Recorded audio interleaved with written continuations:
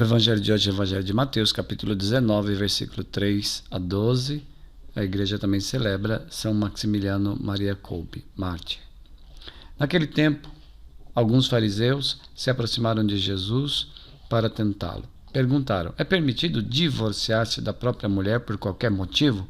Ele respondeu: vocês não leram que desde o princípio o Criador os fez homem e mulher?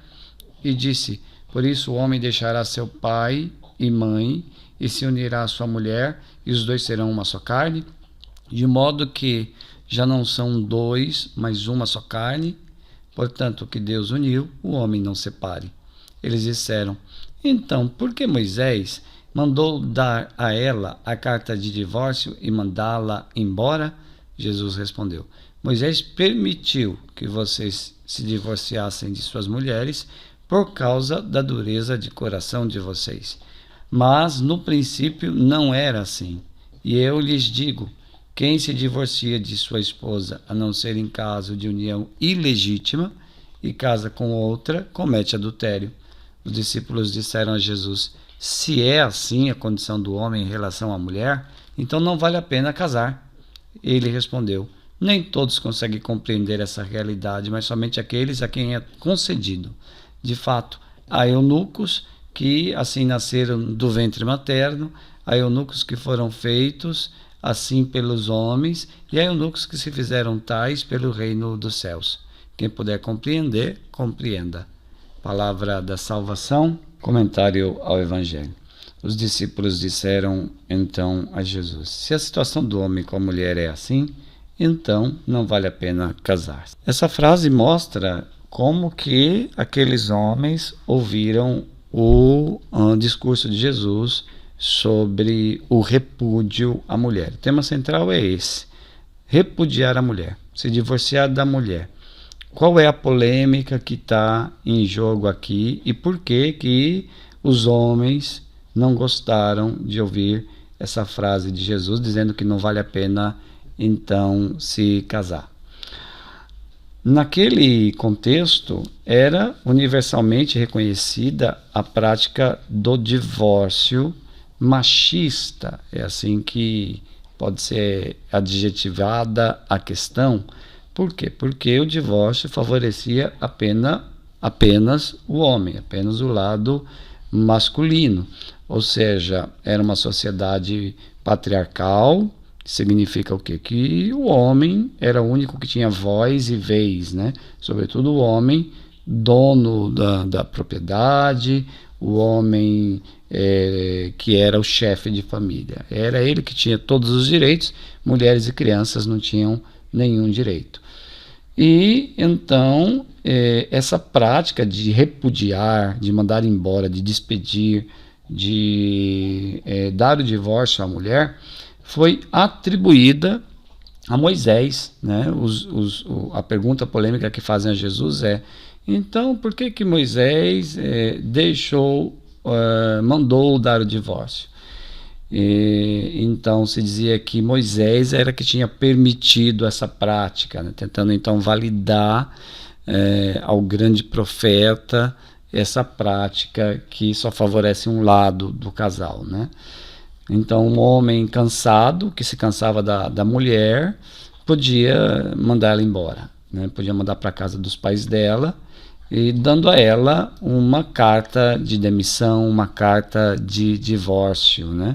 E pelas razões mais inusitadas possíveis, né? Até por razões banais, os homens escreviam a carta dando divórcio à mulher. Qual o problema disso? O problema é que era injusto, porque o homem podia arranjar qualquer motivo para fazer isso, e também deixava a mulher numa situação muito precária.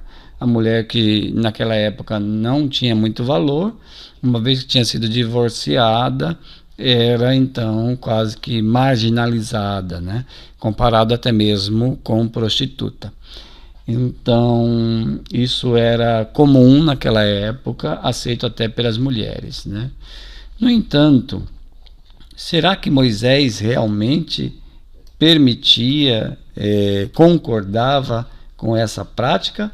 ou simplesmente atribuíram essa ideia machista a Moisés. É esse o ponto. Jesus está dizendo que não é vontade de Deus e que não vem de Moisés. Moisés via nesses homens uma dureza de coração. Jesus diz: foi por causa da dureza de coração de vocês que Moisés então permitiu. Então Jesus bate de frente com as ideias daqueles homens e ensina. No princípio não era assim, ou seja, no coração de Deus não foi esse o projeto que ele desejou para homem e mulher. Ele queria desde o começo, e Jesus quer restaurar isso, que homem e mulher se unissem, se tornassem uma só carne, crescessem juntos, construíssem um caminho de felicidade, um caminho que desse sentido à vida deles, como casal. Claro que não é fácil que isso se realize na prática. Os casais encontram 1001 dificuldades para conviver em união de marido e mulher. No entanto, Jesus, ele quer com a sua palavra não condenar quem se divorciou.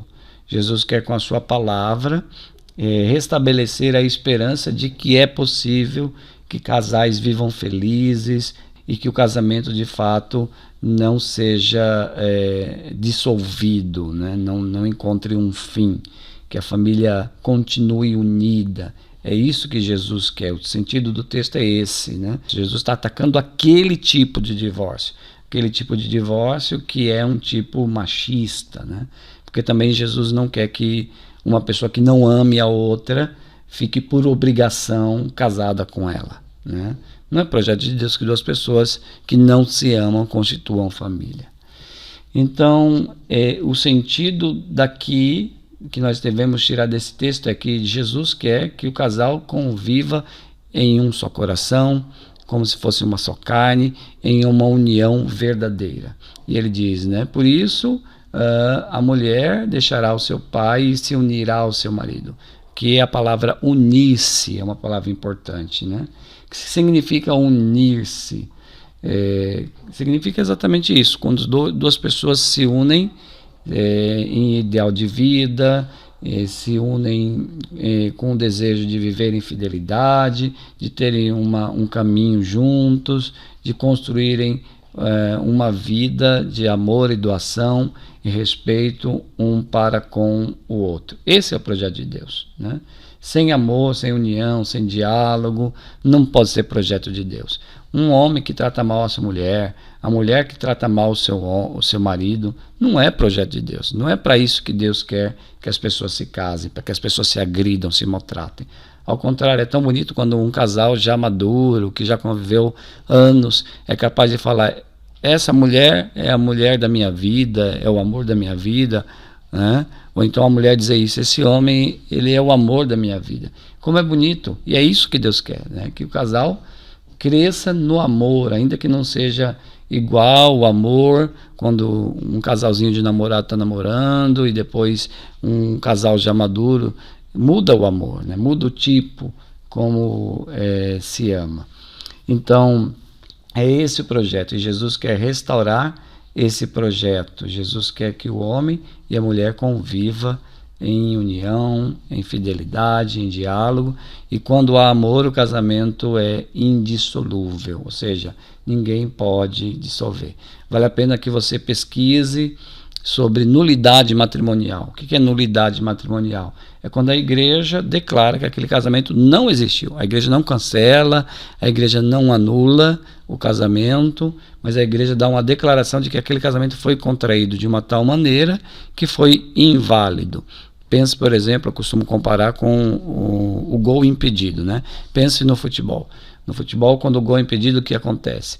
O jogador fez o gol, a bola entrou, né? Todo mundo viu, balançou lá na rede. No entanto, aquele gol não valeu. Por quê? Porque tem uma regra ali que não foi obedecida, e por causa dessa regra, aquele casamento, aquele gol não foi válido. O casamento inválido ou nulo é assim: a regra principal não foi obedecida. Qual é a regra principal? O consentimento. Eu me dou para ela, ela se dá para mim por amor, livremente por amor. Então, quando essa regra é obedecida, o casamento é válido, é como um gol válido. Quando essa regra não é obedecida, esse casamento ele é impedido, é inválido, né?